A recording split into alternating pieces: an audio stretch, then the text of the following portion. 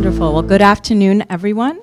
Welcome, Madam President, IVP Sterling, members of administration, Provost Wang, and Office of Academic Affairs, students, faculty, staff, and guests to the Hostos Research Center. Welcome, everyone. My name is Sofia Oviedo.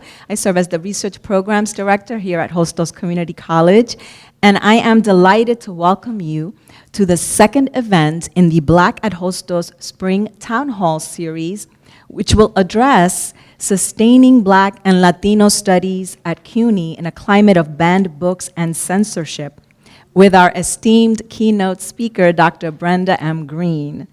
We are so happy to have Dr. Greene with us this afternoon, so let's give her a big round of applause.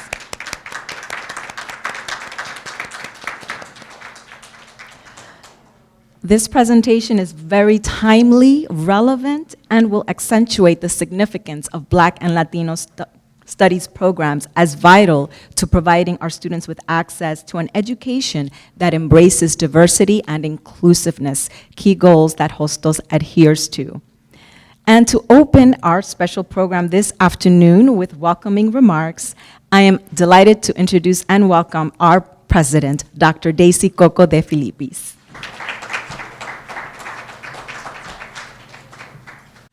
Oh my goodness, muy buenas tardes. How wonderful to see you all. This is really great. So I say,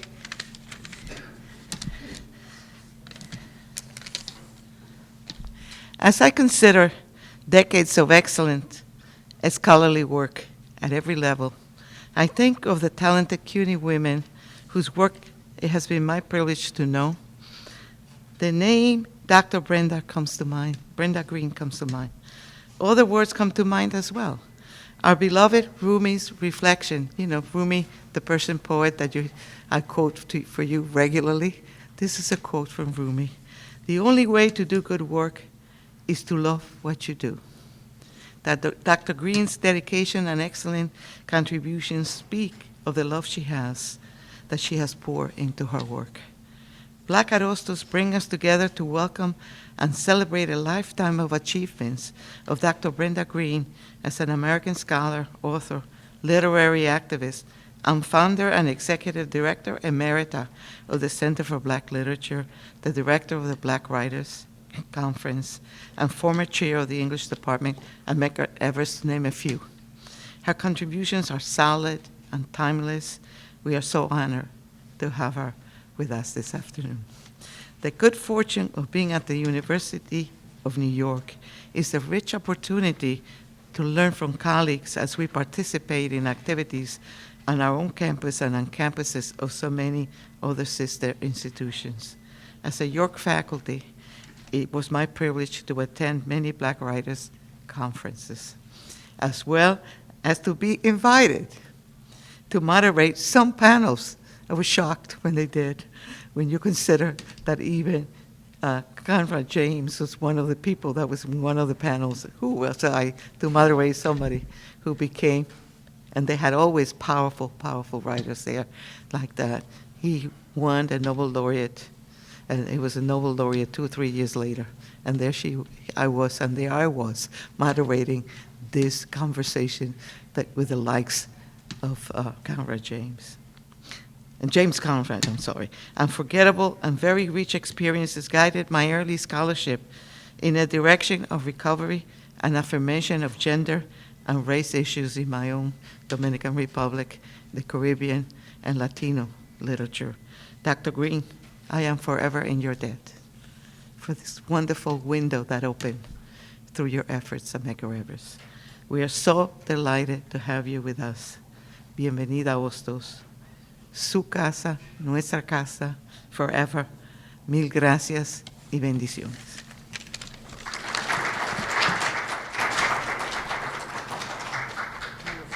Thank you so much, Madam President, for your beautiful remarks. And now I would like to invite and welcome our Interim Vice President for Student Development and Enrollment Management, Dr. Althea Sterling, with her welcoming remarks.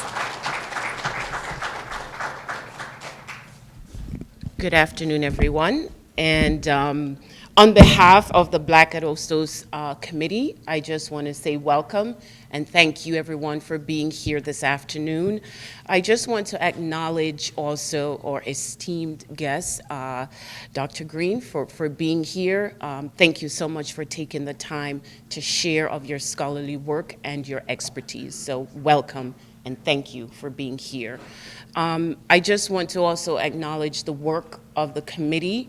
They are committed to continue the Black at Hostos, which is in its 5th year.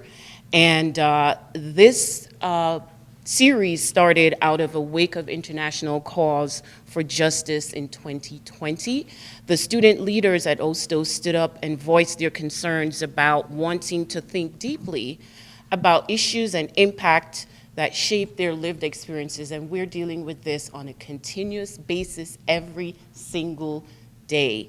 And without the work of the committee, this would not have been possible. So thank you, Professor Burrell, Professor Sanchez, Madam President, for supporting this initiative. It's really important to us at Hostos and also for the students, and Professor Cooper, who also is a part of this committee.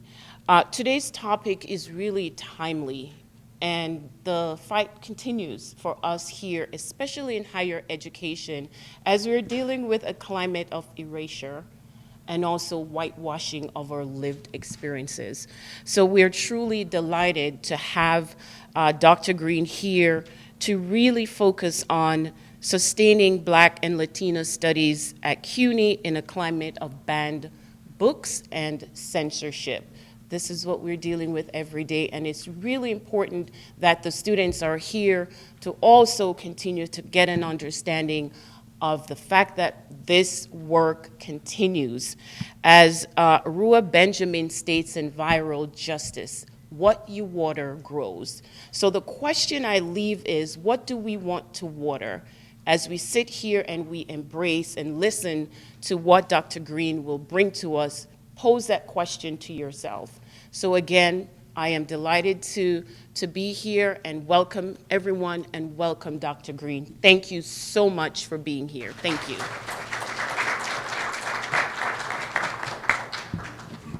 Thank you so much, Dr. Sterling. And now I have the wonderful opportunity of presenting one of our students to read a special poem. We always have a poetry reading at our events. Now, in our program, it was listed that our SGA president, Daima Martinez, would be reading the poem, but she is at the CUNY Women's Conference today. So we have another member of the SGA, Charlie Valencia, who I want to invite to read the selected poem this afternoon. Good afternoon. Buenas tardes. Can everybody hear me okay? Yes. Thank you so much for giving me the opportunity to read this. This is Phenomenal Woman by Maya Angelou. Pretty women wonder where my secret lies. I'm not cute or built to suit a fashion model's size, but when I start to tell them, they think I'm telling lies. I say, it's in the reach of my arms, the span of my hips, the stride of my step, the curl of my lips. I'm a woman, phenomenally. Phenomenal woman, that's me. I walk into a room just as cool as you please, and to a man, the fellows stand or fall down on their knees. Then they swarm around me, a hive of honeybees. I say, it's the fire in my eyes and the flash of my teeth, the swing in my waist and the joy in my feet. I'm a woman, phenomenally. Phenomenal woman, that's me. Men themselves have wondered what they see in me. They try so much, but they can't touch my inner mystery. When I try to show them, they say they still can't see. I say, it's in the arch of my back, the sun of my smile, the ride of my breasts, the grace of my style. I'm a woman, phenomenally. Phenomenal woman, that's me. Now you understand just why my head's not bowed. I don't shout or jump about or have to talk real loud. When you see me passing, it ought to make you proud. I say, it's in the click of my heels, the bend of my hair, the palm of my hand, the need for my care. 'Cause I'm a woman, phenomenally. Phenomenal woman, that's me. Thank you. Thank you, Charlie, for that beautiful reading. And now I have the wonderful opportunity of introducing our keynote speaker, Dr. Brenda Greene, and I want to share some highlights from her illustrious biography. Dr. Brenda M. Greene, who has committed her life to teaching, learning, and scholarship, is Professor of English, founder and Executive Director Emeritus of the Center for Black Literature, Director of the National Black Writers Conference at Medgar Evers College of the City University of New York. Professor Greene's research and scholarship include African American literature, composition, and multicultural literature. She is editor of The African Presence and Influence on the Cultures of the Americas, and co-editor of Resistance and Transformation, Conversations with Black Writers, Meditations and Ascensions, Black Writers on Writing, Redefining Ourselves, Black Writers in the 90s, and Rethinking American Literature. She has also written extensive essays, grants, book reviews, and presentations in English studies. Dr. Greene's educational leadership and professional accomplishments span more than 50 years. She is the visionary behind groundbreaking public and academic programs that support Black writers. Most notably, through the Center for Black Literature, Dr. Greene has consistently pursued her passion of expanding, broadening, and enriching the public's knowledge and aesthetic appreciation of the value of the literature produced by Black writers, and worked to seek support for nurturing and cultivating the critical reading and writing habits of a cross-generation of readers and writers. She is also the host of the long-running weekly program, Writers on Writing, heard on New York airwaves, 91.5 FM, and globally online. This program features writers of the African diaspora discussing their lives, their creative process, and their work.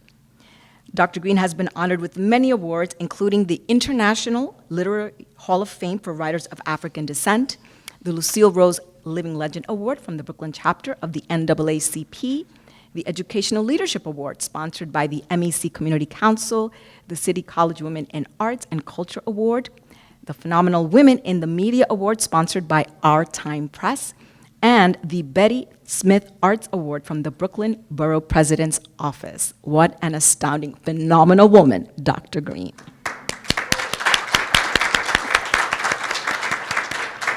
And so now it gives me great pleasure to introduce Dr. Greene and her presentation.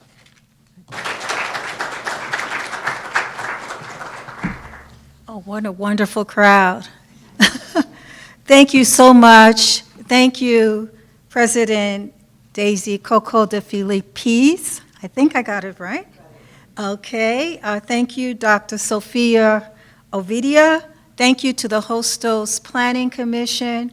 Thank you, faculty, students, and staff for coming out and supporting this program, as we said, in these critical times. It is so timely.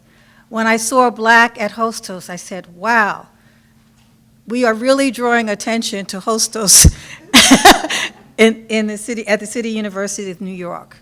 So the title of my talk is Sustaining Black and Latino Studies at CUNY in a Climate of Banned Books and Censorship. And this is very dear to my heart because we have been arguing and advocating for maintaining CUNY programs that reflect Black and Latino studies and ethnic studies for decades. And of course, I know many writers whose books are banned, and censorship and the DEI initiatives against that are being dismantled by this current administration are really, really problematic. On my way here, I was just so hurt to see that they had removed the section of Medgar Evers from the Arlington Cemetery. That just came today. Yeah, Medgar Evers, on whom our college was named. I just can't believe how far this is going.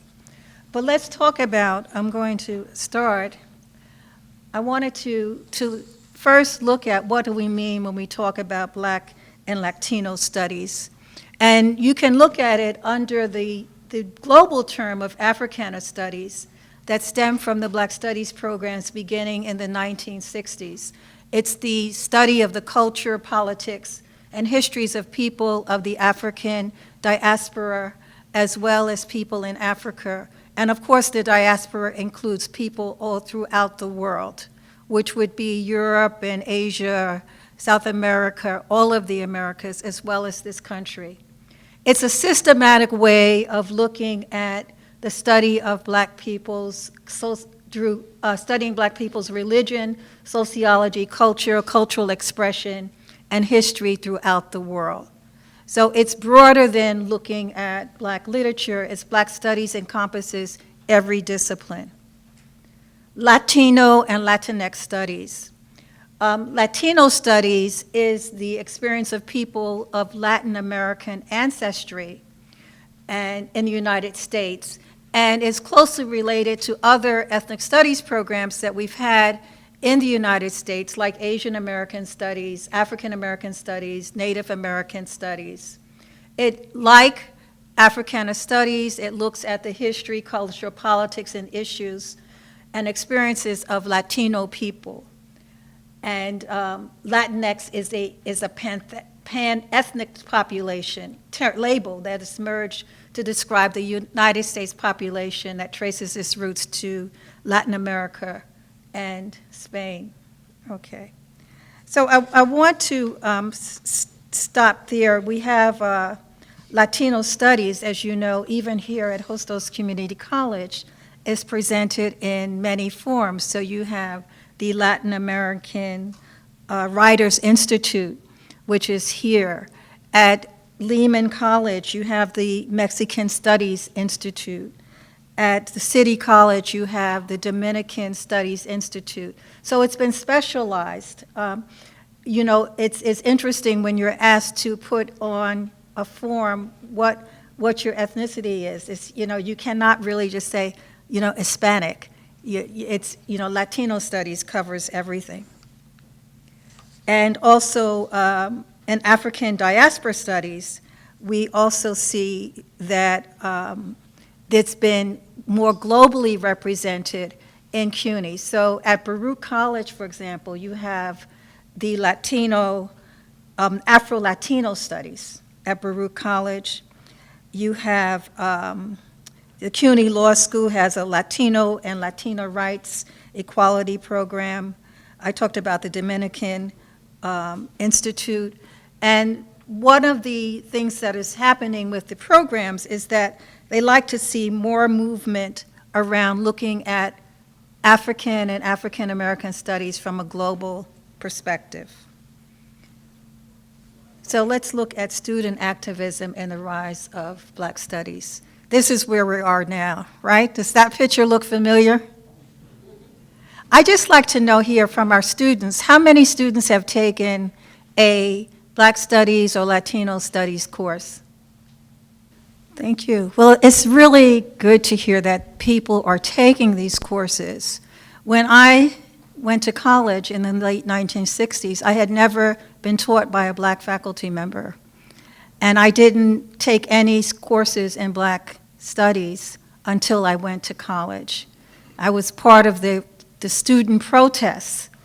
I was at New York University, and when Dr. King was tragically murdered, the students, the Black law students, got together and demanded that the university award Martin Luther King scholarships to Black students, to 200 Black students. They demanded a Black studies curriculum, and they demanded that an institute be established to study Black studies and Black culture. So I was part of that, but we had simultaneous things going on in CUNY. And so you see the protests, where people were protesting the Vietnam War. They were advocating for Black power. They were advocating for Black studies. This was built on the shoulders of the Civil Rights Movement. And CUNY institutions were among the first to advocate for Black and Latino and ethnic studies in the university. The first Black Studies program, let me go back to that. The first Black Studies program and the only college of ethnic studies was founded at San Francisco State in 1968. Some people are nodding, you know about that.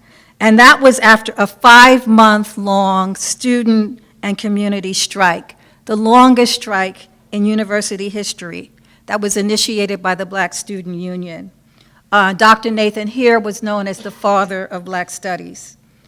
And so you have a case where students are increasingly becoming frustrated. I just want to just keep underscoring this, because people change, and the people who are always at the head of the movement are our students.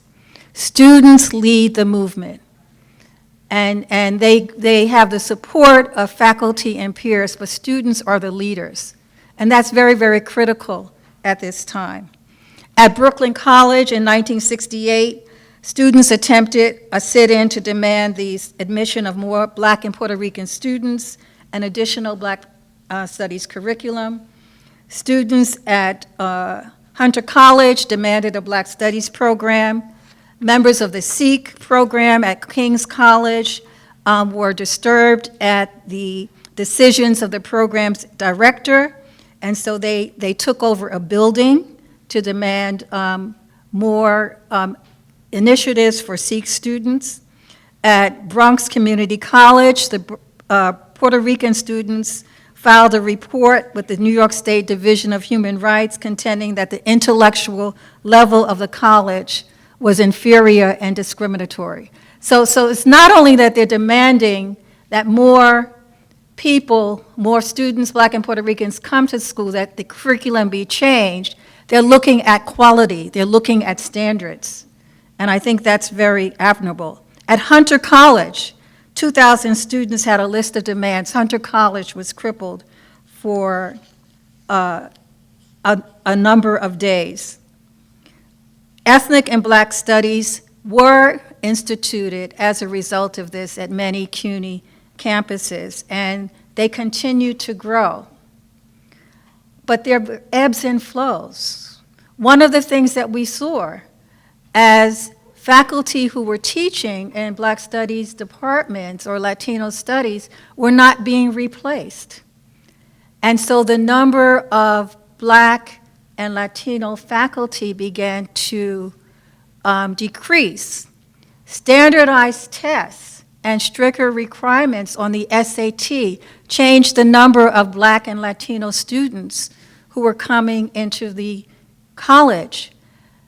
We had more flexibility before Pathways was instituted across the campuses. Pathways became, unfortunately, while it standardized the general education curriculum, it became a way to prevent, dismantle Black studies programs and prevent students from taking courses in Black studies. So we had a number of factors that contributed to dismantling and undermining the initiatives that were in place. But people still had faith, and they continued. One of the things that I am a part of is the CUNY Association of Black Faculty and Staff. We formed because we wanted to come up with a way to ensure that the presence of Black students were continued throughout the curriculum. I mean, in the curriculum, that we had more Black and Latino faculty, and that we had programs which would replace the faculty who had not been hired. And then, if you look here, you will see all of these, most of the colleges in CUNY have either a form of Black studies or Africana studies and Latino studies through degrees. Some of them have just programs. They're within interdisciplinary departments. Some of them have centers. So this is an improvement, because when I first did a review of this in 2018 when we formed our association, the College of Staten Island had no Black studies program. They do now. Believe it or not, Medgar Evers College had no Black studies program. Yes, we had a Center for Black Literature, but no degree in Black studies. That was another thing that I did. I wrote the degree for African diasporic literature, an AA degree, and now we have the only BA degree in African diasporic literature. So the assumption behind that, thank you. The assumption behind that was if you're in a predominantly black college or in a predominantly Latino college, then students probably already know and they don't need programs in that area, which is definitely not true. So we now have some presence throughout the university. These are the demands of the 5 demands that came out of student activism as a result of the protests. In 1969, the government proposed budget cuts in Sikh programs, and they froze non-Sikh admissions. The president of City College threatened to resign if these cuts were not taken back. So the university did receive some money to restore the cuts, but it was not enough. So in 1969, the Black and Puerto Rican student community presented 5 demands to President Gallagher at City College. And many of you may have seen the film on the 5 demands. The first demand was that, did I put them up? Okay, I didn't, let me see. The first demand was that a separate school of Black and Puerto Rican studies be formed. Number 2 was a separate orientation for Black and Puerto Rican freshmen. The third was a voice for Sikh students in settling guidelines for the Sikh program. The fourth was the racial composition of all entering classes reflect the Black and Puerto Rican population of New York City. And the fifth was that Black and Puerto Rican history and Spanish language be a requirement for all education majors. And they want to say, if you're going to teach in our schools, you should know the history of Black history, and you should know Puerto Rican history, and you should be able to speak Spanish. Some of those demands were met, but students' dissatisfaction continued, and so on April 22nd in that year, the Black and Puerto Rican students took over the South Campus of City College for 2 weeks and prevented students from attending classes there. After that, the president resigned, so they were able to get some of the demands, and they had the Spanish language for education majors continued. There was greater student participation. A Department of Urban and Ethnic Studies was established at the college in 1969. So you have a history here of what I just went over, the student demands for Black, Puerto Rican, Asian, and Jewish studies. Now, one of the things that's happened has been the collaborations that we've had across CUNY with faculty who are teaching Black and Latino studies. And one collaboration was the African Presence and Influence of the Cultures of the Americas Conference, a conference led by your president, President the Filipino, and it was a 2-day conference, 3-day conference, I think. Yes, multi-campuses. It was a wonderful conference. And there were presentations going on simultaneously at all of the campuses over the 3 days.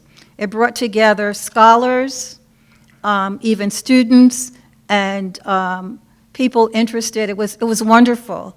And a result of that was the book called The African Presence and Influence of the Cultures of the Americas, which I edited. Your president wrote the foreword to it, a very nice foreword, and I wrote the introductory chapters for many of them.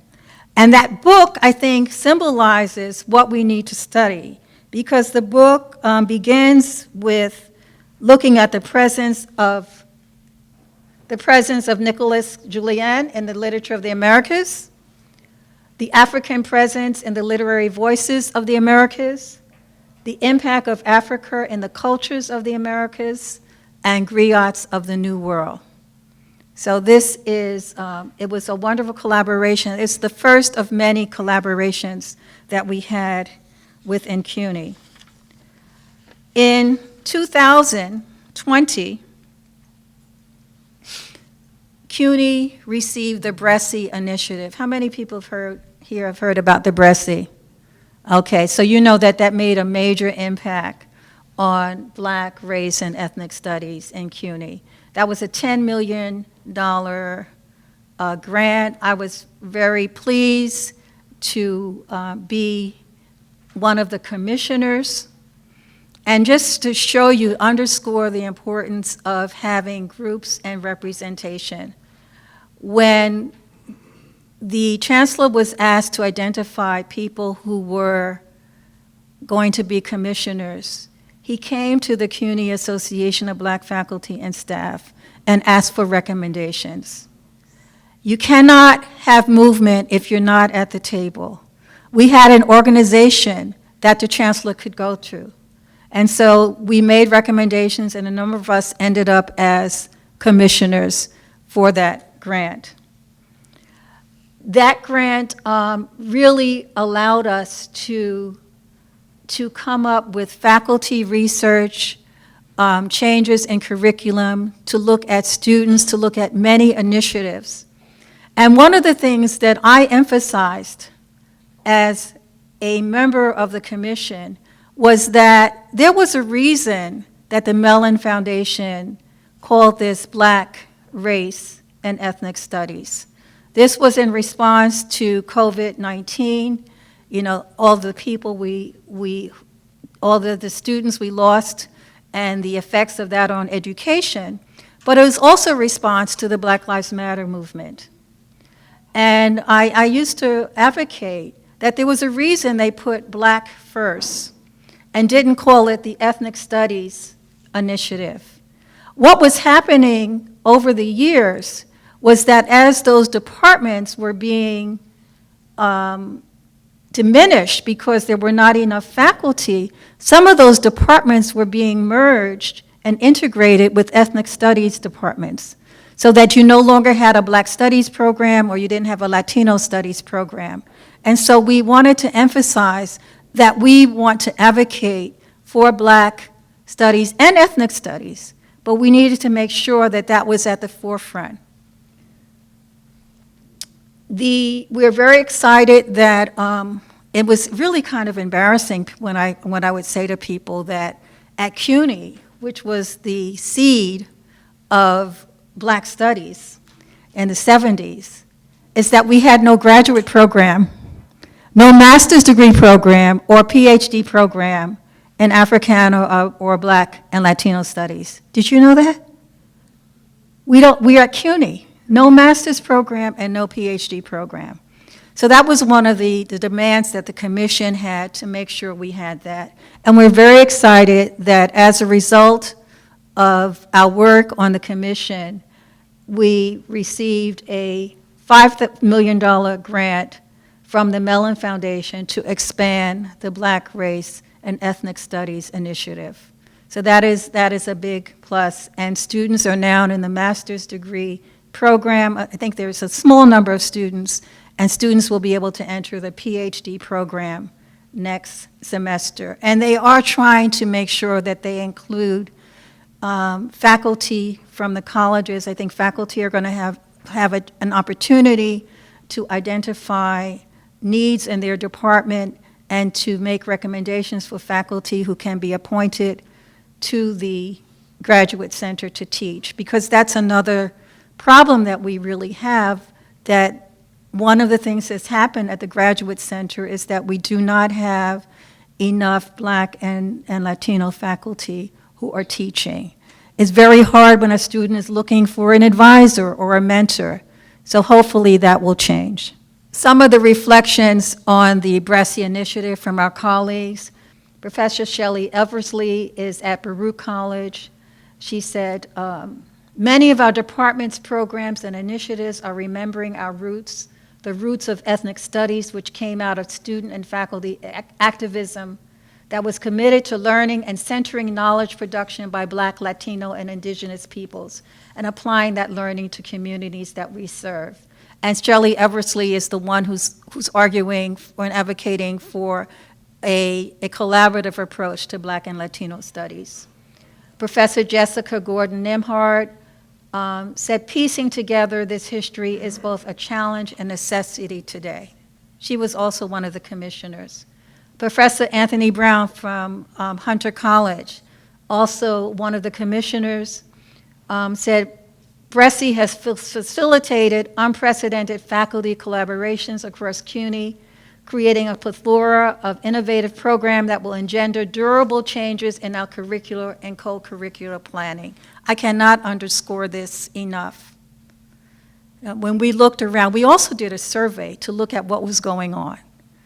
And I think that survey prompted people to begin to really look at what was going on in their colleges and to develop programs. Professor Jade Roberson at Medgar College. The BRESI program has blessed the lives of students and partners who collaborated to make the film Gold Spear. And that's won some awards. The entire production team were all people of color, which allowed us to not only create a social justice, Afro-futuristic film where students can see themselves as main characters. Professor J.R.C. Campbell at LaGuardia Community College. This past spring, BRESI allowed me to continue my work on Black, Indigenous, and people of color contributions to the mass market romance novel industry, which I began in 2021. And then your own Professor Immaculada Lara Bonita? Bonita, okay. As the recipient of 2 BRESI grants, it's been an honor and a joy to see the impact of supporting authors and editors and artists from over 10 countries in Latin America, the Caribbean, and the United States through the Latin American Writers Institute and its publication, the Hostos Review, Revisita Hastiana. Okay. And then we had, in March, recently, March 3rd, there was a symposium held at the Graduate Center. These are from some of the titles from people across CUNY. This is also collaboration. Look at the topics: Too Young to Talk About Race, Ethnic Racial Socialization and Racialized Emotions of Latinos Children, U.S. Children, Gender, Race, Perceived Discrimination and Recent Abortion Bans, Changing the Origins of the Latin America Colonial Elite, Sociocultural Predictors of Discrimination, Related Stress in African Americans, Hidden Heroes, the Untold Stories of Black Dominican Americans who shaped history. When I talked about Black and Latino studies before, here you see that we are crossing all disciplines. It involves everyone. So I'm now going to what we know about book bans, which is really, really, really problematic today. In 2023, there were more than 10,000 book bans in public schools. The tax on book bans have dramatically increased over the last 2 years. They're disappearing from teachers' classrooms, from libraries, from the public domain, and they're the target of school boards, politicians, and parent groups. So we can see there's diminishing sales. You know, I work with writers. We have writers whose visits are being canceled. We have writers who go to conferences. They've been invited by school boards and communities. They have to have security with them. It's really devastating. Librarians who want to include these books sometimes are facing criminal charges if they do. We have right-wing parenting groups who are really spearheading that, and usually it could be 1 or 2 people. Some who have not even read the book, but they're using their voice to say we should have school bans. So the complaints are coming from a few people. Teachers are fearing their jobs. And as we see now, I don't know if you saw the latest in the New York Times with Columbia University, is that they have recommended that the Africana Studies program at Columbia University go into receivership. This is here. This is very, very dangerous. This is true censorship. And when you look at book bans, we've always had book bans. It was the McCarthy era, people who were accused of communism. I remember going to a conference and one of our directors, our National Black Writers Conferences, and I said, we're giving out the W.E.B. Du Bois Award to the person who wrote the biography. And the person who I was speaking to, I was trying to get someone to come and cover it, said, well, wasn't he a communist? So, so again, and he wasn't a communist, by the way, but, all you have to do is look at what's happening in the media, look at the distortions, the misrepresentations, and the lies, and people believing whatever they see on the internet. It resurfaced again in the 1980s with the Christian fundamentalists, and then it resurfaced in the Black Lives Matter movement. All of a sudden, if you would look at the books listed in the New York Times, for example, you saw the rise in books by Black authors, but then it's now decreasing again. And of course, concurrently, we had the rise in white supremacist groups, and we have, as we see, that we're in the middle of a dismantling of the democratic process, and Trump-era politics are driving the curriculum, trying to drive higher education. Censorship is an infringement on the rights of educators, students, and parents. We talked about restricting books from libraries. That's a violation of the First Amendment. Suppressing ideas, obstructing dialogue is a violation of the First Amendment. Intellectual and academic freedom are obstructed. And we really have the core mission of the humanities is in jeopardy. So we have to find a way to sustain that freedom because our democracy is founded on that. And then we have critical race theory. How many people know what critical race theory is? Oh, that is really good. Because remember they were saying stop teaching critical race theory in K through 12 schools. It has nothing to do with that. It's really based on the premise that a white supremacy has been embedded in the American legal system and educational institutions since the time of slavery. We live in a society constructed by race. You cannot ignore that. And racism is ordinary.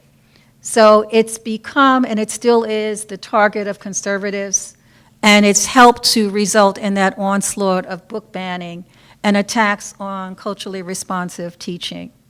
And then, of course, we have DEI. Diversity. We had Hakeem Jeffries came to Medgar Evers College to talk, and he said, stop saying DEI. Spell it out. Diversity, equity, and inclusion. So people are very clear about what we are saying. We want to ensure that we have policies in place, we have practices in place that include all peoples of color. We want to see that we have all students have an opportunity to be recruited onto campuses of their choice and colleges of their choice. They're saying that this practice violates free speech, it's a misuse of the public money. And of course, we know that it has sped up, and it's rolling back decades of civil rights progress. It feels like we're back in the 1950s, really. That's where we are now. But we have to find a way to resist that. So how do we do that? How do we resist? How do we make sure that we're sustaining Black and Latino studies? And I want to say, I think it's important that all of us find a cause. I talk about living the purpose-driven life. Find a cause and devote your energy to it. Live the purpose-driven life. We have to ensure that students and the general public are reading books that are historically and politically and socially significant. And if it's disturbing, that's a fact, because that's the history of our country. Our goal in higher education is to provide students with an experience that will help them to understand the full dimensions of the history and literature of people of color, and to see themselves represented and their lives represented in the texts we read. We don't want people to have to write the invisible man. We're beyond that. We need to be present. And so what can we do? What can you do? And I think it's important that you enroll in Black and Latinos programs and courses. Think about whose shoulders you stand on. Think about all of those students who advocated for Black and Latino studies at CUNY. I know that Professor Sonia Sanchez talks about, she said she was a strong advocate. She was teaching, I think, at BMCC. And she really had a target on her. She was not, because she was an activist and outspoken, she had difficulty receiving tenure in CUNY. And she ended up going up to Amherst, and then eventually came to Temple. And she said her father used to say, why can't you just be quiet, just teach? But what is teaching about? Teaching is about making sure that people are critical thinkers and that they know how to resist. So we cannot give up, and we have to find a way to advocate despite what people are doing, because if we don't advocate, we're going to lose those programs. And we saw what happened when people stopped advocating and thought everything had been resolved, because we now had Black and Latino studies in programs and departments across CUNY. Another example, City College. One of the chair of the department, because of politics, he was forced to leave. And what did they do after he left? They dismantled the department. And there was no department until Dr. Gervette Ward was recruited to come in and to build a department. But that was after students at City College, again, protested and said we have to have a Black Studies program. That happened a couple of years ago. Yeah, so if you don't resist, if you don't persist, if you don't advocate, nothing will happen. And so now, I believe at the June meeting, the Black Studies Department at City College, of the Chancellor's report, the Black Studies Department at City College was reinstituted.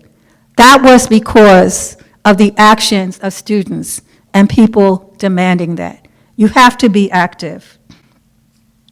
Pathways courses has been a good way to ensure that Black studies and Latino studies remain part of the curriculum. One of the things we advocated for in Bresci is we wanted to have a requirement that every student in CUNY must take a course in Black and Latino studies. And there was a lot of discussion. They said, we're going to have resistance. You remember what happened when we had pathways, all the resistance. But if you embed it in the general education curriculum, which is what we did, so the general education curriculum has Common Core, they have an option, they have the college option, and what we did is to put all of our courses relating to Black and Latino studies in the general education curriculum. So all students have an opportunity to take that. The chair of the department at Queens College, Africana Studies, Dr. Natanya Duncan, did the same thing. So you have students who are taking this, who have an opportunity to take this, but you have to be vigilant and watch, because not everyone is for that. You have to, as faculty, you have to make sure that students know about these courses, and as students, you have to say, where are the Black and Latino courses? Read books that are labeled as banned. Yes, read those books. One of the programs we have at Re-envisioning Our Lives Through Literature at the Center for Black Literature, we bring books into the classroom. We give them to students. We have teaching artists who work with students and teachers to read these books, and then they create their own stories and poetry and essays, and they do a performance. They contribute to an anthology. Over the last several years, we've used books that are banned, that are considered banned. So you're not afraid. Do not be afraid to do that. And I remember when our program was earlier, we wanted to use one of the books by John Oliver Killens. And one of the parents came up and wrote, why are you using that? Because it really was advocating for, it was called The Cotillion, and was advocating for what happened through cultural nationalism. And so I wrote to the parents and said, explain why are we using that? And it's not only for Black students or Latino students, it's for all students.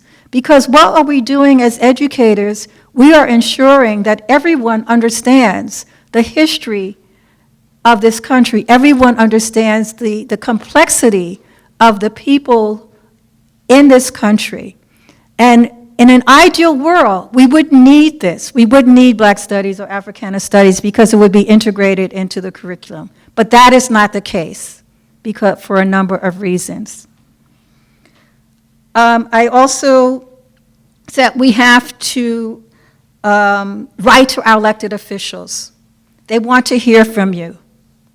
They don't always hear from people. Write to elected officials and advocate for Black and Latino studies in the curriculum. That's at the city council level and at the state level. I'm not sure whether you want to do that at the government level now, but maybe the federal level too. We have a grant that is being funded by the federal government, and we're concerned about that.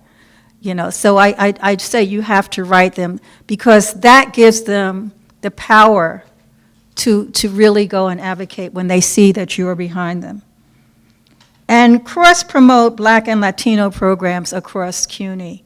One of the things we're trying to do through the CUNY Association of Black faculty and staff is when we have courses that need teachers, we put that on the listserv so everyone can see. So we have teachers who are teaching across the campus, or we say we need more students in this course. That has to be very deliberate and intentional. That's a way to help sustain Black and Latino studies.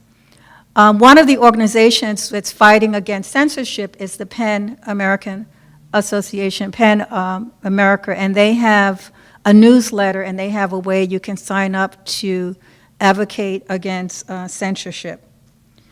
We also have to support independent booksellers, independent publishers, and independent bookstores because they are struggling right now. And you've heard about the ban, some of you, the ban on Amazon. I don't know if you're following it, that's up to you. But make sure that you are supporting the independent publishers and booksellers and bookstores because if we don't do it, who will? We need to make sure, they're going to make sure they have the books that represent our stories and our experiences and our history. So I want to close with, I said, teach banned books, support the Freedom to Read project, and I want to close with several quotes that to think about. One is from Frida Kahlo, who's a Mexican painter, and she said, at the end of the day, we can endure much more than we think we can. At the end of the day, we can endure much more than we think we can.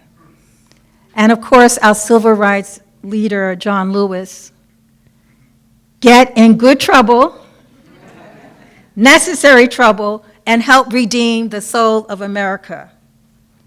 The time is always right to do what is right. Find your cause, determine what you want to do, and get in good trouble. Pablo Neruda, poet, Latin American poet. You can cut all the flowers, but you can't keep the spring from coming. You can cut all the flowers, but you can't keep the spring from coming. So they might try to continue to cut it down, but you keep growing, you keep moving. And of course, Frederick Douglass, what is the quote I'm going to say? Anyone know? Without struggle, there is no progress. Exactly. There's no progress without struggle. The struggle endures. Be prepared to struggle in solidarity. We have to be connected. We have to be in groups. And we have to realize that everything is a struggle. So thank you.